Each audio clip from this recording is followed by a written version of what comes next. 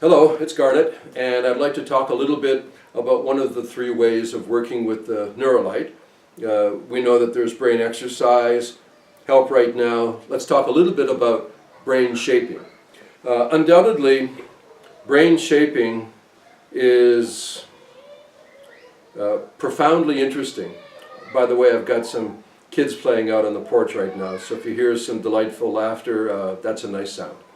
Anyway, brain shaping is the most startling aspect of neuroplasticity, where at any stages, even in adulthood, even advanced adulthood, whatever state that the brain is in, it will keep changing. And the issue is that that change,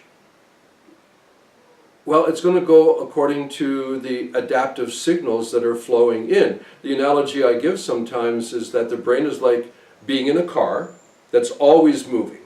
You're in it right now, the car is moving, moving, moving. Wouldn't it be great to have a steering wheel?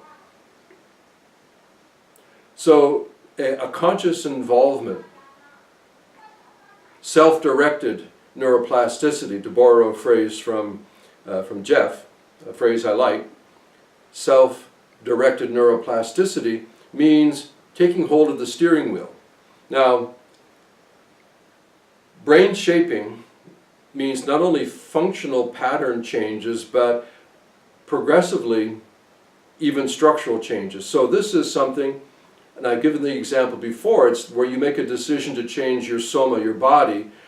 A couple of weeks of this or that is not going to do anything except maybe make you sore, right? The idea is that to reshape the body, to be stronger, faster, more flexible, lose weight, gain weight, whatever, is something that will progressively take place organically over time. And brain shaping is like that. It's a process, of course, that begins in the moment and goes through days and weeks, but it is certainly a task that takes place over the course of months and even years.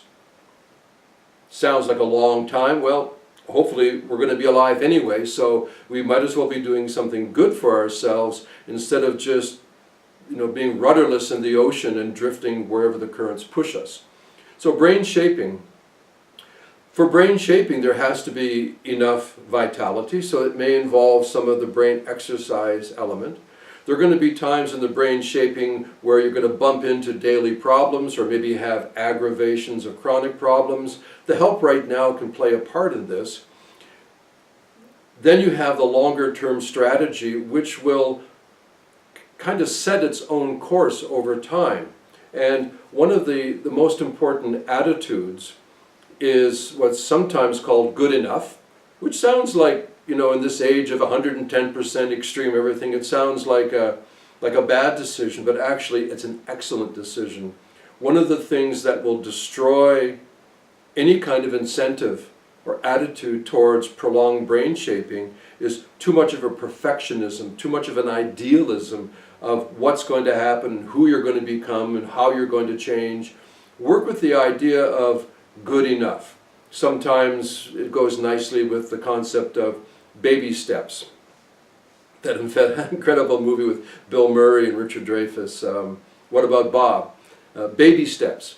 So brain shaping is a noble and honorable and very reasonable approach to neuroplastic change, and the Neuro Light as an instrument using sensory information is a beautiful, beautiful treasure in that process.